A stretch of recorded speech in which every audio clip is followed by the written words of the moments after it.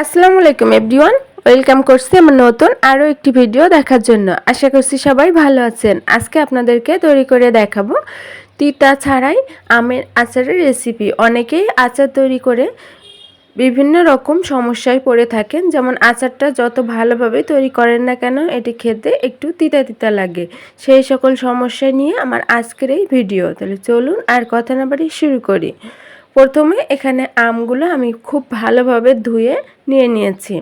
এখন এই আমগুলো থেকে পানিগুলো খুব ভালোভাবে শুকিয়ে নিচ্ছি। এজন্য একটি তাওয়াল দিয়ে আমি আমগুলো মুছে ভালোভাবে ড্রাই করে, অর্থাৎ এর ভেতরের যে পানি সেগুলো আমি শুকিয়ে নিচ্ছি।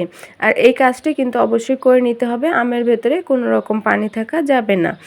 এখন এই আমগুলো আমি কেটে নিচ্ছি একটি ছুরি দিয়ে। আপনারা যারা ছুরি দিয়ে কাজ করতে অসুবিধা মনে করেন তারা বটি দিয়েও করে নিতে পারবেন। আর আমগুলো 4 ভাগে ভাগ করে, এরপর প্রতিটা ভাগ থেকে 4টি ভাগ আমি বের করে নিচ্ছি। এভাবে করে একটি আম থেকে আমি মোট 8টি পার্ট আমি করে নিব। এভাবে করে দেখতেই পাচ্ছেন। আর আমের ভেতরে যে শক্ত অংশ, অর্থাৎ আঠির পরে যে শক্ত আঁশটা থাকে সেটি কিন্তু অবশ্যই রাখতে হবে এই আচারের জন্য।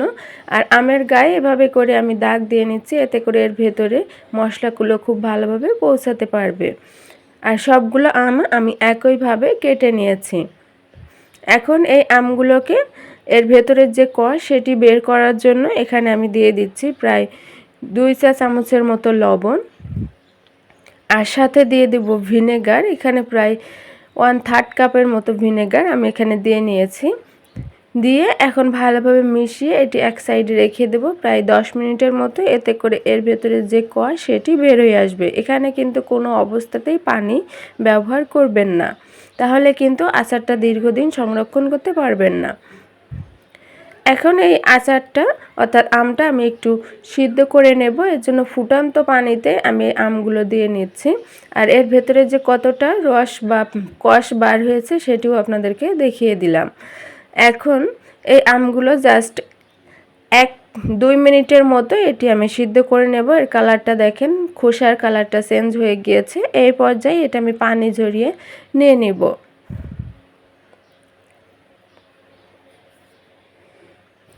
এখানে আপনারা আমটি সিদ্ধ নাও করতে পারেন, সরাসরি তেলে দিয়ে সিদ্ধ করতে পারেন, তবে আমি এখানে একটু সিদ্ধ করে নিচ্ছি। এর ভেতরের যে আলাদাভাবে আরও যে কষ থাকে সেগুলো বের হয়ে যাবে। আমগুলো নামিয়ে পানি ঝরিয়ে নিয়েছি। এখন একটি টিস্যু বা কিচেন তাওয়ালের উপরে রেখে এটি আমি আরও এর ভেতরের যে পানি সেগুলো আমি মুছে নেব। আর এভাবে করে সবগুলো সরিয়ে, অর্থাৎ একটা একটা করে রেখে আমি এটি ফ্যানের নিচে রেখে দেব আধা ঘন্টা। এতে করে এর ভেতরে এক্সট্রা কোনো পানি থাকবে না। এখন উপর থেকে আমি টিস্যু দিয়ে আরও ভালো করে পানিগুলো মুছে নিচ্ছি। আর নিচের বা ভেতরে যদি কোনো পানি থাকে, এর জন্য এটি আমি আধা ঘন্টা ফ্যানের নিচে রেখে দেব। আধা ঘন্টা পরে এর নিচের থেকে টিস্যু সরিয়ে নিয়েছি। আর এখানে দিয়ে দিচ্ছি হলুদের গুঁড়া পরিমাণ মতো। এখানে পানি কতটুকু আছে বা নেই সেটা আপনারা নিজেরাই বুঝতে পারবেন। এভাবে হলুদের গুঁড়া দিলেই দেখবেন গুঁড়াটা গুঁড়াই থেকে যাবে, এর সাথে লেগে যাবে না। অর্থাৎ পানির সাথে পানি যদি থাকে তাহলে সেটা লেগে যাবে। এজন্য এখানে লেগে নাই, তার মানে এখানে কোনো পানিই নাই। আর এখানে যেহেতু আপনাদের ঘরে যদি রোদের ব্যবস্থা থাকে আপনারা একটু রোদে দিয়ে নেবেন। আমি রোদেই দিয়ে নেব, প্রায় 2 ঘন্টার মতো রোদে আমি দিয়ে নেব। এজন্য 2টি পাত্রে নিয়ে নিয়েছি যাতে ফাঁকা ফাঁকা করে এটি দেয়া যায়। দিয়ে এটি আমি প্রায় 2 ঘন্টার মতো রোদে শুকিয়ে নিব, তাহলে এর ভেতরে যদিও বা কোনো এক্সট্রা পানি থেকে থাকে সেটা শুকিয়ে যাবে। আপনাদের রোদে দেওয়ার সুবিধা থাকলে রোদে দিয়ে নেবেন, আর যদি না থাকে তাহলে ফ্যানের নিচে রেখে দিবেন 2 ঘন্টার মতো। এতে করে এর ভেতরে এক্সট্রা পানিটা শুকিয়ে যাবে। আর 2 ঘন্টা পরে আমি এটা নামিয়ে, অর্থাৎ রোদের থেকে নিয়ে এসেছি। এখন আমি আচারটা তৈরি করব। এর জন্য এখানে প্যানে আমি দিয়ে দিচ্ছি 3 টেবিল চামচের মতো পাঁচফোড়ন, আর 1 টেবিল চামচ দিয়েছি ধনিয়া। দিয়ে জাস্ট 1 মিনিটের মতো এটি রোস্ট করে নেব। আর এখানে কয়েকটা শুকনো মরিচ আমি গোটা দিয়ে নিয়েছি। একটু গরম হয়ে গেলে এটি আমি চিলি ফ্লেক্স অর্থাৎ শুকনো মরিচটা একটু আদা ভাঙা করে নিয়ে নিব। আপনারা চাইলে এখানে শুকনো মরিচ বেটেও ব্যবহার করতে পারেন, সেক্ষেত্রে কিন্তু পানির প্রয়োজন হবে। আর যদি বেটে ব্যবহার করেন অবশ্যই ভিনেগার দিয়ে বাটবেন, কোনো পানি এখানে ব্যবহার করবেন না। ওটা নামিয়ে নিয়েছি আর চুলাটা বন্ধ করে দিয়ে যে ফ্রাই প্যানটা গরম আছে এই গরমেই এখানে আমি দিয়ে দিচ্ছি 2 টেবিল চামচ সরিষা, 1 টেবিল চামচ কালো সরিষা আর 1 টেবিল চামচ সাদা সরিষা দিয়ে এটি আমি রোস্ট করে নিচ্ছি।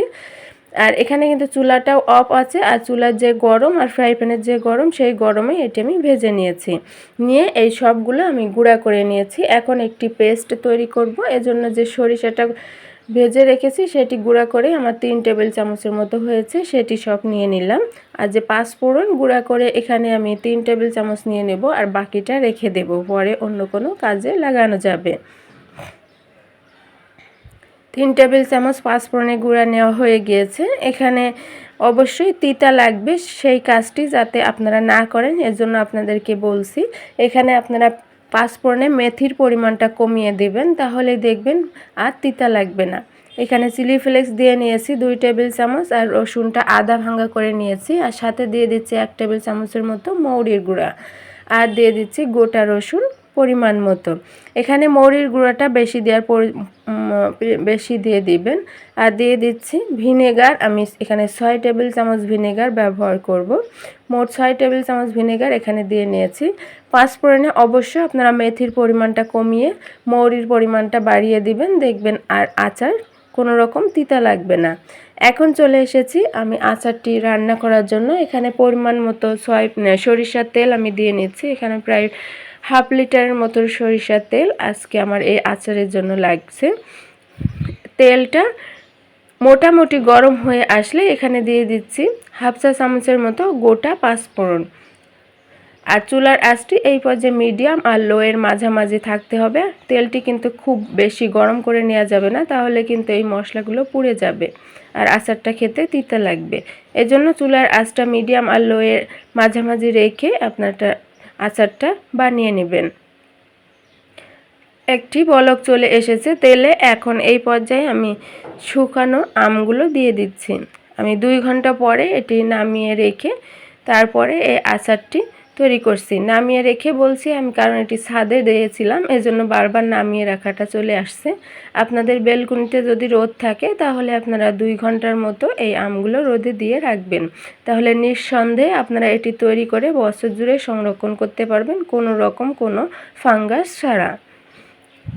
এখন এটি নেড়ে চেড়ে দিয়ে ঢাকনা দিয়ে ঢেকে আমি রান্না করে নেব। এতে করে আমগুলো যে একটু যে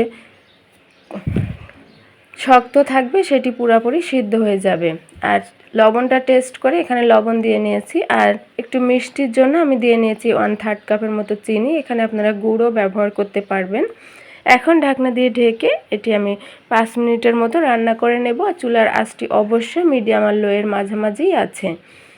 কিছুক্ষণ পরে ঢাকনা উঠিয়ে নিয়ে এখন আমগুলো চেক করে নিব যে আমগুলো পুরোপুরি সিদ্ধ হয়েছে কিনা।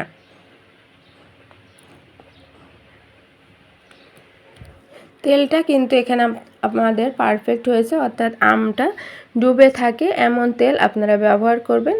আমের পরিমাণ কম বেশি করে নিয়েও তেলের পরিমাণ কিন্তু আপনাদের কম বেশি করে নিতে হবে। এখন একটি টুথপিক দিয়ে আমি চেক করে নিয়েছি আমগুলো পারফেক্টভাবে সিদ্ধ হয়েছে। যেহেতু আমগুলো আগে থেকে সিদ্ধ করা, তাই সিদ্ধ হতে কিন্তু কম সময় লাগবে। এখন চুলা থেকে নামিয়ে ঠান্ডা করে নেওয়ার পরে আমি এটি একটি কাচের বয়মে নিয়ে নিচ্ছি। অবশ্যই আপনারা কাচের বয়মে রাখবেন, তা না হলে কিন্তু ফাঙ্গাস পড়তে পারে। আর কাচের বয়মটা অবশ্যই গরম পানি দিয়ে ভালোভাবে ধুয়ে তারপরে মুছে নিয়ে নেবেন, এতে কোনো প্রকার যেন পানি না থাকে। তো ভিউয়ার্স, আশা করছি ভালো লেগেছে আমার আজকের আমের আচারের রেসিপি। ভালো লাগলে আমার চ্যানেলটি সাবস্ক্রাইব করে রাখবেন, আর ফেসবুক থেকে দেখলে আমার পেজটিকে ফলো দিবেন। আজকে এই পর্যন্তই। সবাই ভালো থাকেন, সুস্থ থাকেন।